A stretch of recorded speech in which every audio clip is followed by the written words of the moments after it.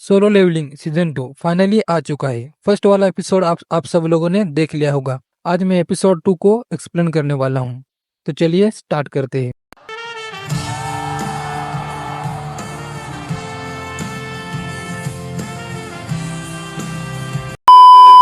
हमें एपिसोड के स्टार्टिंग में फॉरेस्ट का सीन दिखाया जाता है।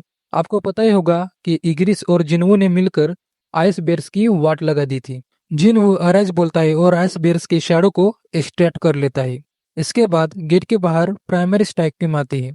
बेकयून अन से पूछता है कि कितने वक्त से वो अंदर है। जिन्वो को गेट के अंदर लगभग 3 दिन बीत जाते हैं, मतलब असली दुनिया में 3 घंटे के बराबर होते हैं। आपको तो पता है वहाँ टाइम कैसे चलता है। गेट के बाहर डोंगसू भी होता है। वो बोलता है कि अब तक जिन्वो मर गया होगा, मेरा तो टाइम ही वेस्ट हो गया। आपको तो पता ही होगा डोंगसू अमेरिका से जिन्वो को मारने के लिए आता है। तभी डोंगसू कहता है कि जिन्वो तो व्हाइट टाइगर गिल्ड का हिस्सा ही नहीं है, तो वो गेट के अंदर कैसे गया। ये सुनकर आन की फटकर हाथ में आ जाती है। आन कहता है जिन्वो मेरा दोस्त है और जिन्वो सीरियन रेड देखना चाहता था, इसलिए मैंने उसे जाने दिया। ये सुनकर डोंगसू कहता है कि अच्छा बस इतना ही, और वो झट से आन की गर्दन पकड़कर उसे ऊपर उठा लेता है और कहता है क्या तुम्हें सच में लगा कि मैं तुम्हारी बात मान लूंगा? तुम उसके साथ क्या खिचड़ी पका रहे हो? बता दो, नहीं तो मैं तुम्हें मार दूंगा। इतने में बेक्यून डोंगसू का हाथ पकड़ लेता है और ट्रांसफॉर्म हो जाता है। उसके बाल व्हाइट हो जाते हैं। क्या लग रहा था भाई। और डोंगसू को कहता है कि हाथ हटा, नहीं तो तुम्हारी खैर नहीं। ये सुनकर डोंगसू को गुस्सा आता है। वो कहता है अब तुम्हारे जैसे चूहे मुझे ऑर्डर देंगे। डोंगसू आन को पटक देता है। अब डोंगसू और बेक्यून मुजरा करने वाले थे। सॉरी सॉरी, उन दोनों की फाइट होने वाली थी। दोनों ने अपना अपना ओरा रिलीज किया। क्या गजब का सीन था यार वो। उन दोनों का ओरा देखकर आन की तो फिर से फट गई। वो दोनों जैसे ही एक दूसरे के ऊपर हमला करने वाले थे, उतने में सीन चेंज हो जाता है। हमें जंगल में किम दिखता है। उसके तो बुरे हाल थे भाई। वो सोचता है अगर हमारे पास गियर्स होते तो हम नहीं जीत सकते थे। तभी उसे आइस बेयर्स की लाशें दिखती है। वो सरप्राइज हो जाता है। उसे लगा कि जिन्वू के ग्रुप ने उसे मारा होगा, पर ये नहीं हो सकता। उसे लगता है कि आइस लेयर्स ने इन बियर्स को मारा है। ये सोचकर वो जंगल में भाग जाता है और इधर गेट के बाहर डोंगसू और बिक्यून के बीच जिन आ जाता है और उन्हें रोक लेता है। जिन डोंगसू को कहता है कि आप हंटर डोंगसू की मौत का जिम्मेदार जिन्वू को मानते हैं, पर मैंने उसे रीएविलेट किया है और वो ई रैंक हंटर है। भला वो कैसे ए रैंक हंटर को मार सकता है। ये सुनकर डोंगसू मुस्कुराने लगता है और कहता है कि तुम मुझे झूठ का चूरन नहीं पिला सकते। डोंगसू का किलर यूजन कंस्ट्रक्शन से हो सकता है। ये सुनते ही जिन कहता है फिर तुम जिनू के पीछे क्यों पड़े हो? डोंगसू कहता है मुझे सिर्फ उसे मारने का बहाना चाहिए था, और वो वहां से चला जाता है।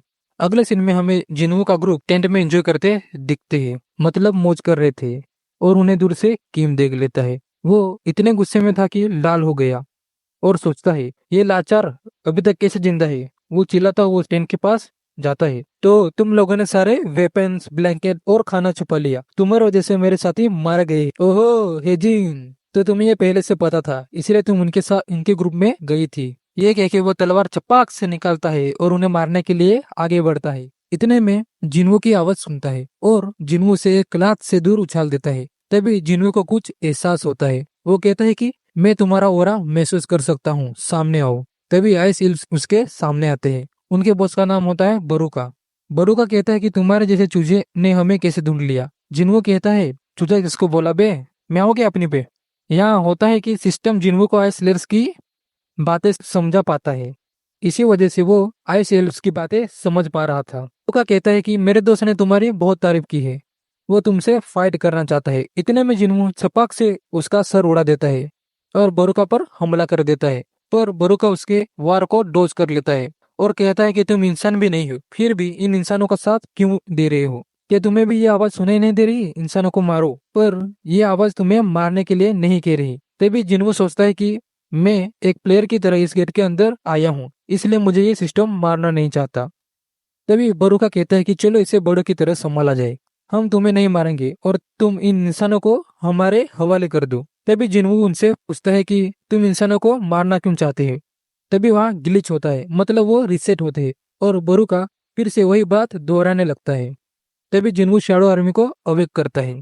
शैडो आर्मी को देखकर सभी हंटर्स शॉक हो जाते हैं। दोनों की आर्मी आपस में भिड़ जाती है। आइस इल्व्स सोंगी पर हमला करते हैं, पर जिन्वू उन्हें रोक देता है और उन्हीं के एरो से उन्हें मार देता है। बरुका के साथ जिन्वू की फाइट होती है। बरुका जिन्वू पर भारी पड़ रहा था, तभी वो एक दूसरे को अपना इंट्रोडक्शन देते हैं और पागलों की तरह लड़ने लगते हैं।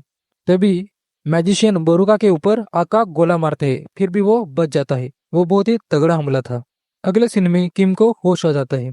उसे जिन्वू के शब्द याद आते हैं। वो जिन्वू को मारने के लिए आगे बढ़ता है और दूसरी तरफ बरुका भी जिन्वू पर धावा बोलता है। तभी अचानक से एक मॉन्स्टर वहां सम्मन होता है और वो बरुका पर हमला कर देता है। बैक में हमें दिखाते हैं कि जिन्वू को पता होता है कि किम उसे मारने के लिए आ रहा है। वो इग्रिस से बोलकर बर्फ हवा में उछालकर बरुका का विजन ब्लर करता है और इग्रिस किम को मार देता है। तभी जिन्वू किम की शाडो को स्टड करता है और उसके साथ किम की रैंक भी बढ़ जाती है और उसे अराइज कर देता है। किम की शाडो बरुका पर हमला कर देती है। जिन्वू उसे आयरन का नाम देता है। स्टार्टिंग में आयरन बरुका पर भारी पड़ रहा होता है, पर उसकी स्पीड कम रहने की वजह से वो ढीला पड़ जाता है। बरुका जिन्वू और इग्रिस को चिढ़ाता है और उन्हें फायर करने के लिए बुलाता है। वो दोनों और आयरन ये सब मिलकर बरुका पर हमला कर देते हैं। इनकी लड़ाई बहुत ही खतरनाक हो रही थी, देखकर मजा आ गया भाई। तभी जिन्वू बरुका के वाइटल ऑर्गन पर हमला कर देता है। बरुका बच जाता है।